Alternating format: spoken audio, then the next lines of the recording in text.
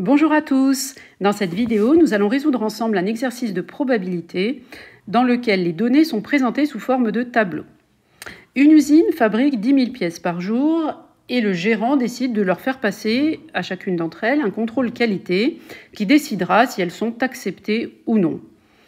Alors, en colonne, j'ai indiqué donc C pour désigner l'événement conforme et C bar, l'événement contraire de C, qui désigne le nombre de pièces, donc les pièces non conformes. Alors, la première colonne, que je suis en train de surligner à l'instant, fait apparaître un total de 9000 pièces conformes.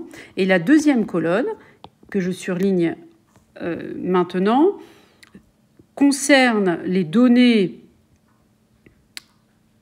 par rapport aux pièces qui sont non conformes et qui sont notées donc par l'événement C bar.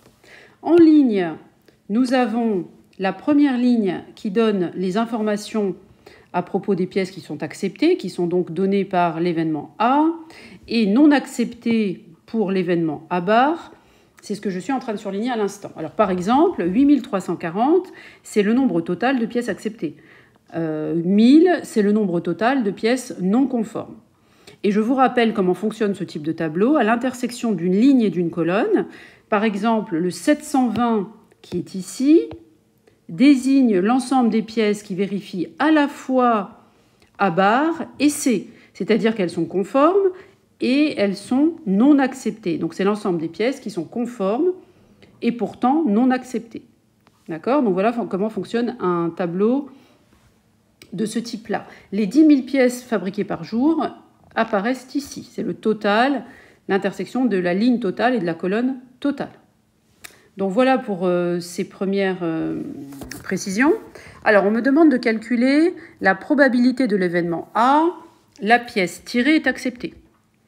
Alors ici on est dans une situation d'équiprobabilité, c'est-à-dire que quand vous tirez au hasard une pièce dans ce lot, vous avez autant de chances de tirer une pièce que la pièce voisine, et on dit que chaque pièce a la même chance d'être tirée au sort. Autrement dit, c'est une situation d'équiprobabilité, et dans ce cas-là, on sait calculer la probabilité d'un événement. L'événement A, c'est la pièce tirée est acceptée, donc je dois calculer la probabilité de l'événement A en faisant le nombre total de pièces qui vérifient la description la pièce tirée est acceptée, donc ici vous voyez qu'il y en a 8340, et au dénominateur de la fraction, je dois donc diviser par le nombre total de pièces que je suis en train d'examiner, il y en a 10 000, ce qui donne 0,834. Pour l'événement A bar, deux façons de faire. Soit on se dit, je cherche le nombre total de pièces non acceptées pour la même raison que tout à l'heure, que je vais diviser par 10 000, donc ça ferait 1660 sur 10 000. Ou bien, je peux aussi me souvenir du fait que lorsque je dois calculer la probabilité d'un événement contraire, la P de A bar, je dispose de cette relation. P de A bar, c'est 1 moins P de A. Comme je connais P de A, c'est facile du coup de calculer P de A bar en faisant 1 moins 0,834. Deuxième question, on me demande de calculer la probabilité de l'événement A inter C, celui-ci. Alors déjà, que désigne l'événement A inter C ? A inter C, c'est l'ensemble, il faut d'abord chercher l'ensemble des pièces qui sont à la fois acceptées et conformes. Donc l'événement inter C, c'est la pièce tirée est acceptée et elle est conforme. Donc l'espèce de pont, là, ça veut dire l'intersection. En mathématiques, dans une phrase mathématique, vous le remplacez dans votre tête par le mot « et ». Donc on est à la recherche des pièces qui sont à la fois acceptées et conformes. Et donc on a dit tout à l'heure qu'il faut regarder l'intersection de la ligne acceptée et de la colonne conforme. Et on voit qu'il y a 8280 pièces concernées par cette description. Et donc on en déduit que la probabilité de l'événement A inter C se calcule en faisant 8280 divisé par 10 000, 10 000 étant le nombre total d'individus, c'est-à-dire le nombre total de pièces dans ce cas précis. Et je trouve 0,828. J'ai réécrit que l'événement A inter C est l'événement, la pièce tirée est acceptée et conforme. D'accord ? Voilà pour l'événement A inter C. Pour l'événement suivant dont on me demande de calculer la probabilité, donc c'est celui-ci, probabilité de A union C, je vois apparaître un symbole qui est le symbole union, que j'ai mis là.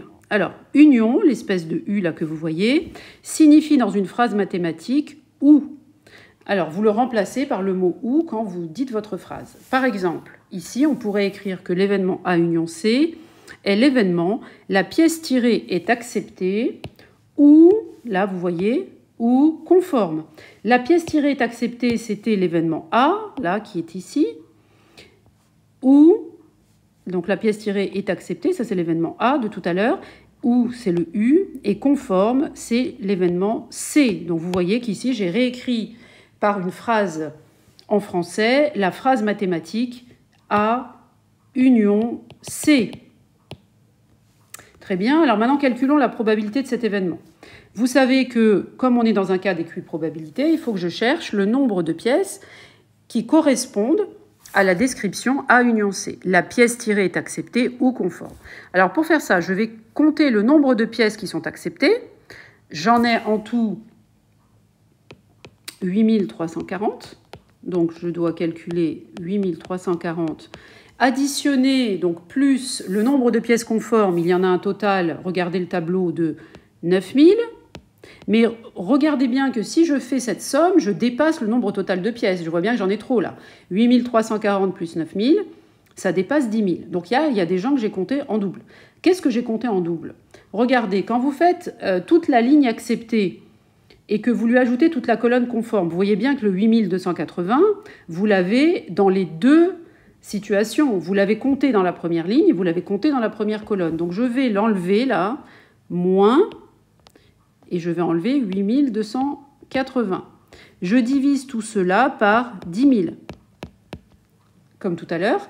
Et donc, en faisant ce calcul, j'obtiens 0,906. Le numérateur donne comme résultat 906, et je divise par 10 000, ça fait 0,906. Alors, je redis rapidement comment j'ai fait pour trouver la dernière probabilité, qui me paraît être sans doute la plus compliquée pour vous à trouver. D'abord, on commence par se demander A union C, on commence à se demander à quel événement ça correspond. On se souvient que le U désigne OU, et donc je réécris la phrase. Événement A union C, 2 points, la pièce tirée est acceptée, ça c'est l'événement A qui est ici. Le union, je le remplace par le OU, et C, c'est la pièce tirée est conforme. Donc en fait, je réécris la phrase mathématique en français, la pièce tirée est acceptée ou conforme. Donc voici l'événement dont je dois chercher la probabilité. Ensuite, je cherche le total des pièces qui correspondent à cette description. Il y a 8340 pièces qui sont acceptées, 9000 qui sont conformes. Donc quand je les ajoute, je vois que je dépasse le total des pièces qui sont disponibles dans le lot que je suis en train d'étudier. Et donc là, je me dis, ah, j'ai dû compter des choses en double. D'accord? C'est comme ça que vous pouvez vous en souvenir. Eh bien, qu'est-ce que j'ai compté en double? J'ai compté en double les pièces qui font partie de la première ligne et de la première colonne. Il y en a 8280, c'est celles qui sont là. C'est celles-ci que vous devez retirer, c'est celles que vous avez comptées en double. Et quand je fais ce calcul, je trouve 906 divisé par 10 000, ce qui me donne 0,906 finalement. Voilà, j'en ai fini avec cette vidéo. J'espère qu'elle vous aura aidé, qu'elle vous aura plu, et je vous dis à très bientôt pour une prochaine vidéo. Au revoir.